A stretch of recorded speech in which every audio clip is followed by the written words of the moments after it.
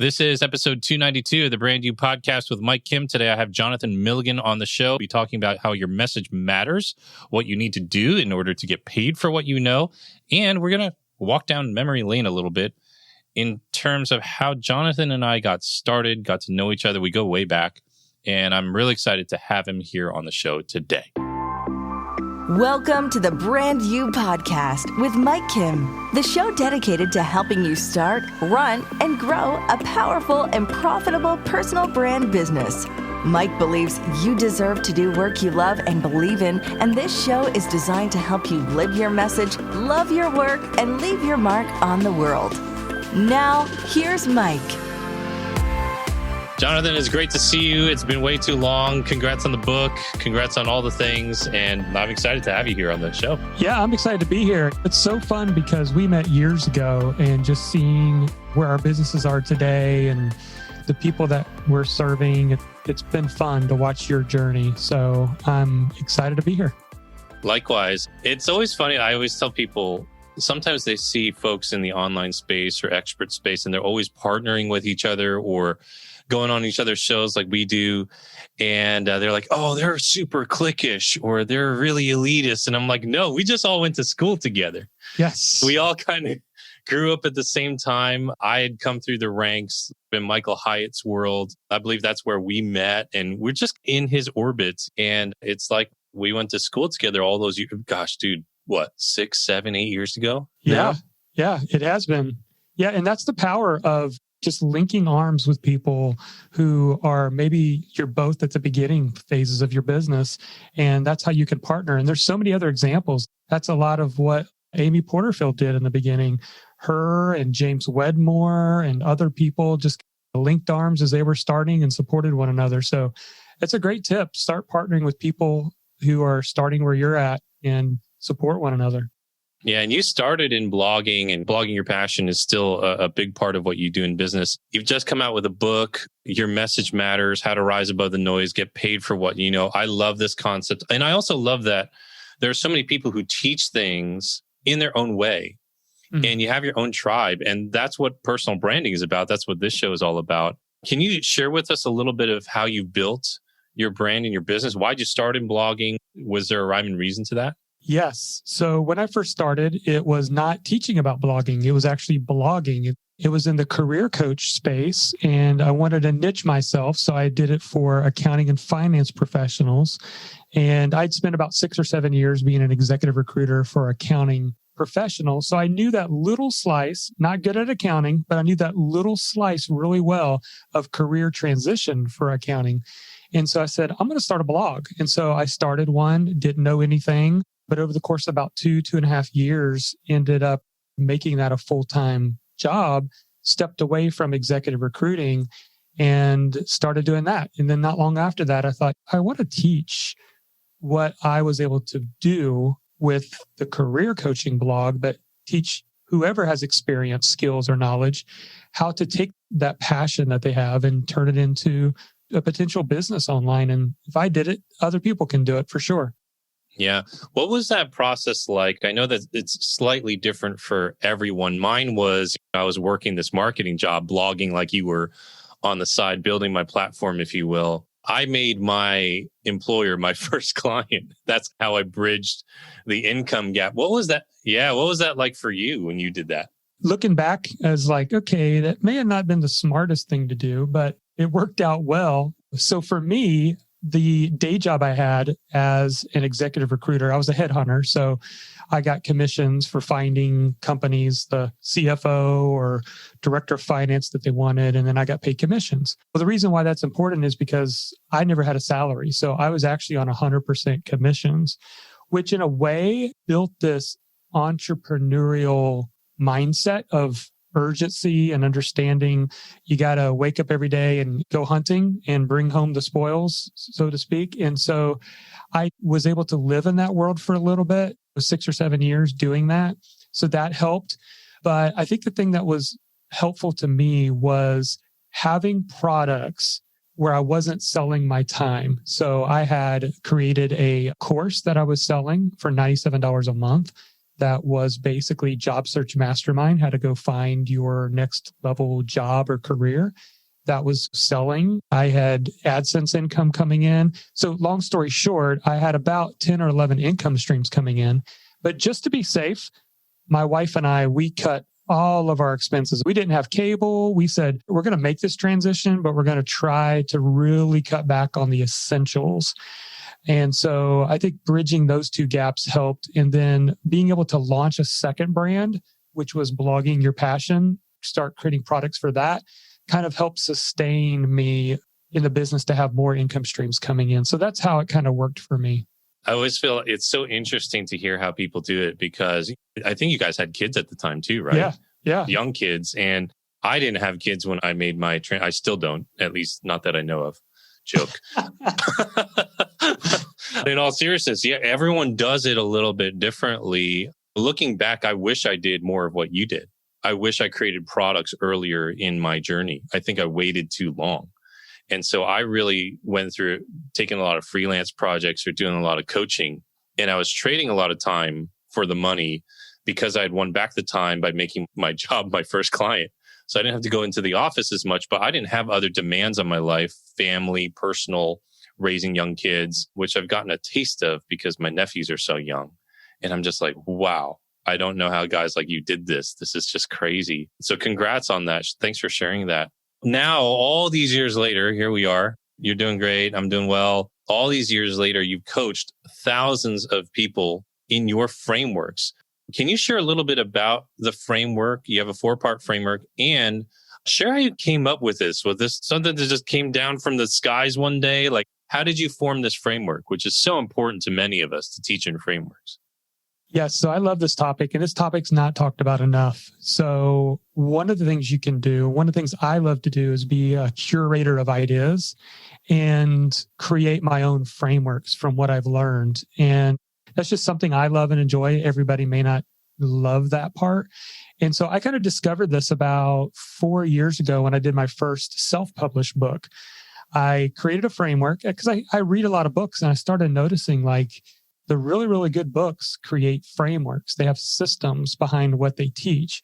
7 Habits of Highly Effective People has a framework. Donald Miller has his story brand framework. Good to Great has the hedgehog concept. And these are businesses that have made millions of dollars creating multiple streams of income on taking a complex subject and breaking it down to its simplest parts, a framework. And so I knew I wanted to do something like that with the book. And I think after spending about 9 years working with people who wanted to start a business online, I started seeing the frequent traps, the frequent challenges. That's why this book is a little bit unique in the fact that it's not just a marketing book. Some people are surprised at the first half of the book, how much self-development there is in the book. Because I believe that your business is not going to grow, if we're talking personal branding, any more than you are growing. And you have to be growing and understanding what your strengths are, how you serve others the best, and building your business around that, if you're doing it, especially from a personal brand, is understanding that and also believing that you have a message. And that was kind of an aha moment I had a couple of years ago was most people don't buy my product because they don't think it'll work. They don't buy my product because they don't believe they can do it. That was a huge aha moment for me. And it was, I was doing a launch for one of my core courses back then, Blogging Your Passion University. And I said, I'm hanging out on the live chat all day. Yes, it's me. Come chat with me. It was about 12 hours of having 4 chat windows open, and it was nonstop. But I walked away that day going, I've been missing the point all of this time. And that point was, I need to start with helping people believe they have a message in order for them to even invest in a product or a course. So that was when I knew I needed to write a book that helped people believe their message, first of all. Then how do you define it? Then once you define it, part 3 is we're going to move in to start marketing it. Let's get it out there. What's working today? And then finally, how do you live it every single day so you serve people well? And so that's the 4 parts of the book. I love what you say in the book that confidence comes, I'm quoting you here, confidence comes from the deep belief that the world needs your message. And I think so many of us, and I was like this when I started out, because we were all rookies at some point. We all started from zero, you and I, and a lot of other friends of ours now who've built some great businesses and helped a lot of people. But back then, I fell under this myth, really, that I had to have a message as big as Tony Robbins or Steve Jobs or something like that. Over and over again, throughout all these years, I have found that if a message catches fire, okay, that's great. But it's really about lighting little fires everywhere and seeing which ones take off. So I love that you say it's the deep belief that the world needs your message, but start with not the whole world, start with your world. I've seen this happen so many times, and I've thought of you often. Just recently, I wrote a blog post about the shootings that happened in Atlanta earlier this year. And I just shared a story, dude. I just wrote a blog post. It was the first blog post I'd written in probably 6 months. Went semi-viral in a lot of different communities. School teachers shared it with their kids, their students, to talk about those things. And I look at that and I'm like, okay, here I am writing this article from my little corner of the world just outside of Washington, D.C. And this message is getting out there and the world needs it. And that it's just lighting little fires. So I love what you're saying about believing the message. When you take some people into now defining it, what are you looking for when you're coaching folks, when you're sifting through their content and their ideas? Is there anything that you're really looking for when you help them define it? Yes. So I like to teach something that is an illustration. When you think of a fire, what does a fire need? A fire needs 3 elements, right? You got to have heat, you got to have oxygen, and you got to have fuel. Like those 3 things have to exist. And I use the illustration of, in order to have a powerful message, you have to ignite your message with 3 things. It's really about purpose, people, and passion. Now, purpose is the unique way that I describe it. And it was part of my journey of trying to figure out my purpose. What's my purpose? And I kept going along the journey. I started as a high school teacher. I did all kind of jobs, did the entrepreneurial thing. I had a journey, real estate, flipped houses, all kinds of stuff. I was all over the place. I was trying to find my purpose, my calling. And what I discovered was my purpose was with me all along. So your purpose is really how you show up best for others. It's what is your unique ability? What is your gift? I believe everybody's been given a gift and we need to nurture it and use it to serve people in the world. And I used to think a lot of times that, I wish I could be a charismatic speaker. I wish I could be funny like John Acuff on the stage. If I could only become that person. And finally had to realize, wait a minute, I have something unique to share. What is that? And what is my unique ability? And I need to lean into what that is. And so that's kind of part 1, is understanding your purpose. And I give some exercises in the book. Essentially, it's about finding your one word of how you show up best and matching that with your influencer voice. And I even have an assessment in the book. It's a 32-question assessment that is a personality test for influencers. So at the end of it, it kind of shows you, are you more of a writer, speaker, teacher, or coach? Because those are the 4 influencer voices. And so what I discovered going through this was, for me, that the way I best show up for others was to be a resourceful teacher.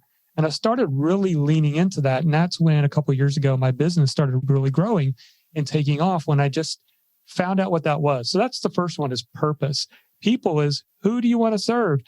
From a marketing standpoint, you can't serve everybody. You got to get specific. And so who is the ideal person, the people that you want to serve? And then finally, passion. Now, passion, kind of a often misunderstood word. The way that I like to define it in the book is, what problem are you passionate about solving for the next 2 to 5 years? Let's take the pressure off of what's my lifetime passion and just say the next 2 to 5 years. I started in the online space, career coaching. I don't do that anymore. I started really teaching about blogging. And then now I've even opened it up to, I teach all kinds of methods. I'm doing a live stream show every week. I'm, doing YouTube. I'm podcasting. I'm taking advantage of the media outlets, the media channels that we have access to. And so when you get clear on purpose, people, and passion, you have a powerful message that you can then start getting out to the world. One of the things I've always loved about you, and it piggybacks on what you just shared, is that you've always just been comfortable in your own skin. I've always got that impression from you. And I love that you're talking about passion, because I think so many people, and many of those who are listening probably to us right now, they feel like passion is synonymous with personality or with charisma or with energy. And a lot of folks are really surprised when I tell them I'm actually an introvert. Yeah, I'm really good. Yeah, I'm good at faking extroverted personality traits. I batch my socializing. You have always felt so calm, so steady. That's the energy that I get from you. It's probably exactly why so many people love you. You are very seasoned. You have a ton of experience, obviously working with students in your teaching background and working with team members and recruiting people. And just, you've always come across to me as someone who knows how to handle people well and give them a safe space. And there are other guys or other gals who are out there and they're just loud. And there's nothing wrong with that. That's just who they are as a personality. I struggled with that a lot, because when I heard passion and when I hear people talk about passion, I was like, I don't know what really gets me out of bed right now other than wanting to quit my day job. That was what my passion was at the time. Like, I wanted to get out of something, but then you quickly realize not only is it enough to get out, you have to go somewhere. I love that you're tying the purpose and the passion and all of that together. What are some of the things that you've learned along the way in this journey of being an entrepreneur that have really challenged you? You talk a lot about personal development and becoming who you are. What are some of the lessons that you've learned along that journey? Man, you have to constantly be growing, constantly challenged. And it's like a mentor told me once, each level, there's a new devil. And each level you go, like now that I have a team of people, it's requiring me to, I'm not a control freak, but I am the guy who's not above doing things. We learn how to do all this stuff. So it's like, if it needs to get done, I'll just go do it. And it's like, if you're the captain of the ship, does the captain of the ship go down to the belly of the ship and shovel coal? No, people are like, who's steering the ship? I'm like, oh yeah, that's right. That's me. I'm supposed to be steering the ship. And so for me, it is being aware of what level you're at in your business and understanding where you need to be developing yourself. Because in the beginning, it was just me. There was no leadership. It was more my self-productivity, being very focused on what I was doing, learning skills. And then it became the next level. And so each level that I've grown, I've had to identify what that thing is. Because what happens is, it's just like that classic book, What Got You Here is Not Going to Get You to the Next Level, whatever it's called. I forget the title of it. And it's just a classic book of understanding that the current level you're at, you've got to continue to grow. And that's been the thing for me, is never stop growing, because then everything falls back on you. Yeah, it was funny because I had one of those moments where, I don't know about you, but I've never looked at myself like a leader. Even though I had leadership positions, even though I had really high positions in companies I worked in or organizations I worked in, I just never thought of myself as a leader. And now I look back on it and I'm like, maybe I just felt like the title was loaded, like that word was loaded, because I saw a lot of people, abuse it or whatever. But the story for me that really changed everything just woke me up. I was like, oh, wait, I have a wonderful COO, basically a director of operations, an integrator, if you will, Chelsea. And we had planned a workshop trip. She had facilitated everything. And I totally forgot that I told one of my friends that he could bring his cousin to stay with us all at the Airbnb. It totally messed up the logistics. And for the first time, she told me, this is a little frustrating. I had this all planned out and I don't even know. And you're not even we were meeting in California and I had not even arrived in the city yet. So my buddy showed up with his cousin and Chelsea was like, I don't know who this person is or even what to tell them. You left me out here a sitting duck. And I just realized, oh, I'm a leader now. Oh, like I've got to learn these things. I love that you share that analogy because I've seen your business, your company grow before my very eyes. Now that you're here at this place, we're still all growing. I get that.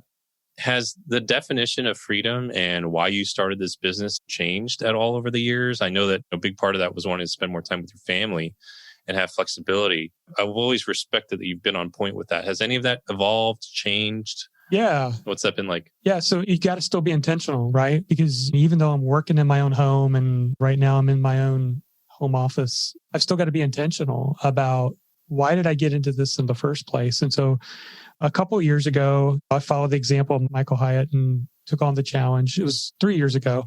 Said, I'm going to take an entire month off. And I told my integrator that in January. And part of it was I wanted to find out what was going to break so I could fix it. And also to empower her, because she'd been with me for about a year, to really step up her level of leadership. And it was hard at the beginning because I was like, my kids were at home. It was the summer and they're playing video games. And I remember walking in going, hey, what are you guys doing? Can I get in on the next one? And they're like looking at me like, Dad, don't you have something else to do? No. But then after I got to the end of that, I was like, this was so good for me because my identity is not in just my work. It's something I'm passionate about, but that's not my identity. And I'm also a family man. I'm a Christian. I'm all these other things that make up who I am. But for me, it was very important. So now it's something I do every single year and I love it. But the other thing that I do is every Friday, my wife and I get together for lunch, actually breakfast, not lunch. We used to do lunch. And now we just answer 3 questions. And those 3 questions are simply, what have been your wins for the past week? Because as achievers, you, Mike, me, we struggle with, it's always the next hill to climb. So that's helpful to me. Number 2, it's what's on your mind. So it's just a communication tool to stay in touch. And then what's coming up next week? Like what's on the calendar? And so having those moments, whether it's taking a sabbatical for a month or those Friday morning breakfasts, that's why I got into this. And also my kids are starting to get out of high school now. They're never missing a volleyball game, at all of my son's basketball games. Those are moments and memories that make me proud that I have a business that supports my life, not the other way around. So good, man. So good. Congratulations from the deepest part of me, because we've all now been in this space enough years to know there are some who get to this point and many who don't, for whatever reason, not in a judgmental way, but you've gone there and you've stayed in the game and you've grown in the game. And that is just hats off to you, man. It's just from one guy to another. That is awesome. Folks, you can get the book, Your Message Matters, How to Rise Above the Noise and Get Paid for What You Know. It's on every major outlet. I've got all of Jonathan's social links here. You should absolutely follow his work. He's one of the best dudes I know. Jonathan, thank you so much for joining us today on this. Yeah, thanks for having me. Okay, I hope you enjoyed that discussion with Jonathan. He is a treasure trove of wisdom and insight. And as I mentioned, one thing I respect about him is how he has just been so focused on building his business around the life he wants. I certainly can take some cues from him there. Of course, last week, took some time off to decompress during this very, very busy season, kind of celebrate my birthday, which went on without much fanfare. Didn't have any crazy plans or anything like that, which was kind of what I wanted. Just wanted to kind of chill. And of course, here we are in sort of the home stretch, if you will, of the release of my book, You Are the Brand. Several people have already picked up copies of it from our store, my store, on my website at youarethebrandbook.com. And of course, the release date on Amazon, Barnes & Noble, everywhere is in less than 2 weeks by the time you hear this. So pretty exciting. Remember this. If you don't remember this, just remember this, that if you do buy the book for the entire month of July 2021, assuming you're listening to this around this time, we'll be doing coaching calls every week, free, for anybody who buys the book. Tuesday nights for all of July, we're going to be doing coaching calls. You'll be doing calls with me. I'm going to bring in some experts. We're going to be here to support you as you work through the book and unpack some of the principles. And it's a great way to ask questions, get some insight into your own business, marketing and branding wise. So go pick up a copy of the book, submit a receipt at youarethebrandbook.com. There'll be a little tab there, and you're invited to the party. We're going to get some real good work done through the month of July. All right, that's going to be it for today. I'm going to wrap up shop. Thanks so much to Jonathan Milligan. Again, you guys should check out his stuff, especially if you are blogging. He is awesome at that stuff. Has great teaching content. And of course, he's got his book, Your Message Matters, which you are more than welcome and encouraged to check out as well. All right. Till next time, live your message, love your work, leave your mark in the world. And I will see you back here as we get to the home stretch of the book launch. All right, talk soon. Bye-bye.